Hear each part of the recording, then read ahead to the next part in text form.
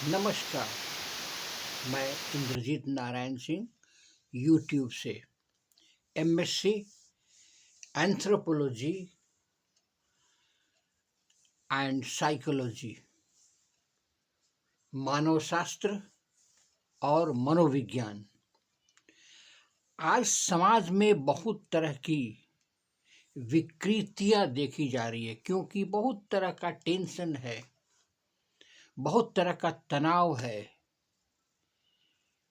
तो इसी विषय पर आधारित मैं मानसिक दुर्बलता, मेंटल रिटार्डेशन के बारे में बतला रहा हूँ। मानसिक दुर्बलता में मानसिक विकास की कमी हो जाती है। इसमें दिमागी कमजोरी होती है। इसे एमेंसिया भी कहते हैं। इसे कुछ लोग क्षीण मनस्कता, फिबुल माइंडेडनेस भी कहते हैं। कुछ वैज्ञानिक इसे हाइपोफ्रेनिया भी कहते हैं।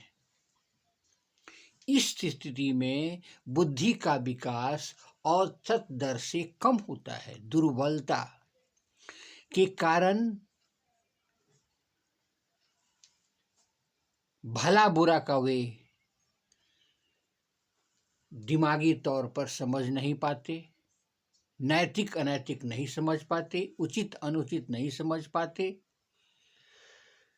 मानसिक रूप से दुर्बल व्यक्ति में शारीरिक विकास भी असामान्य हो जाता है। उसका कद नाटा, पैर छोटा, सिर बड़ा, चमड़ी मोटी और पीलापन हो जाता है। मानसिक रूप से दुर्बल व्यक्ति चोरी, यौन संबंधी अपराधी, समाज विरोधी कार्य में लगे रहते हैं। ये लोग जीविका उपार्जित भी नहीं करना चाहते।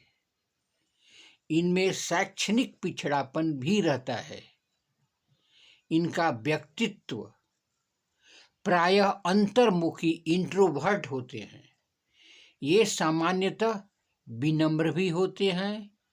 ये छल कपट और बेईमानी में विश्वास नहीं करते। मानसिक दुर्बलता प्रायः जन्मजात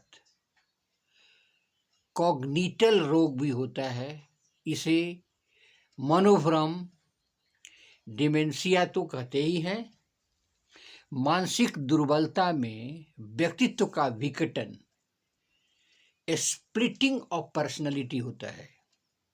इसका उपचार तो करना चाहिए। उपचार थोड़ा सा कठिन होता है। इसमें विशेष प्रशिक्षण ट्रेनिंग दी जाती है, सिखाया जाता है।